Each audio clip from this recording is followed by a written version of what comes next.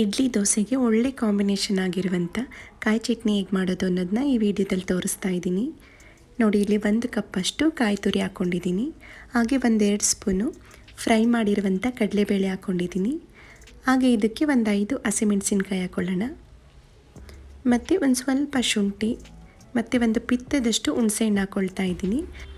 3 ಕಡ್ಡಿಯಷ್ಟು ಕರಿಬೇವು ಹಾಕ್ಕೊಳ್ತಾ ಇದ್ದೀನಿ. ಮತ್ತು ಸ್ವಲ್ಪ ಕೊತ್ತಂಬರಿ ಸೊಪ್ಪು, ರುಚಿಗೆ ತಕ್ಕಷ್ಟು ಉಪ್ಪು ಸೇರಿಸ್ಕೊಂಡು ಸ್ವಲ್ಪ ನೀರು ಹಾಕ್ಕೊಂಡು ರುಬ್ಕೊಂಡು ಬರೋಣ ಚಟ್ನಿನ.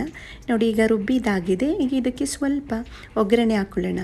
ಎಣ್ಣೆಗೆ 1 ಸ್ಪೂನಷ್ಟು ಸಾಸಿವೆ, ಕರಿಬೇವು, ಒಣಮೆಣಸಿನ್ಕಾಯಿ ಹಾಕ್ಕೊಂಡು ಒಗ್ಗರಣೆ ಕೊಡ್ತಾ ಇದ್ದೀನಿ ಚಟ್ನಿಗೆ. ಈ ಒಗ್ಗರಣೆ ಕೊಡೋದ್ರಿಂದ ನಮಗೆ ಚಟ್ನಿ ಟೇಸ್ಟಿಯಾಗಿ ಬರುತ್ತೆ. ನೋಡಿ, ಈಗ ಕಾಯಿ ಚಟ್ನಿ ರೆಡಿಯಾಗಿದೆ. ಇಡ್ಲಿ, ದೋಸೆ, ರೊಟ್ಟಿ, ಚಪಾತಿ ಎಲ್ಲದಕ್ಕೂ ಈ ಚಟ್ನಿ ತುಂಬಾ ಚೆನ್ನಾಗಿರುತ್ತೆ.